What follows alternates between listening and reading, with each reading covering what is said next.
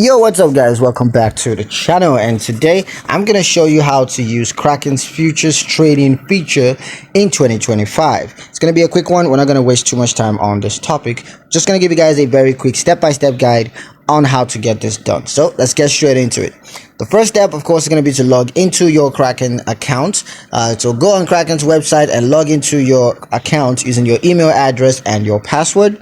And once you're logged into your account, you just want to navigate to the trading page by clicking on the trade tab. So you see the trade tab, click on that. It's going to take you to the trading page. And there you're going to select the future trading option by clicking on the futures button. So click on the futures button. It's going to take you to future trading options where you can choose the cryptocurrency pair that you want to trade with futures.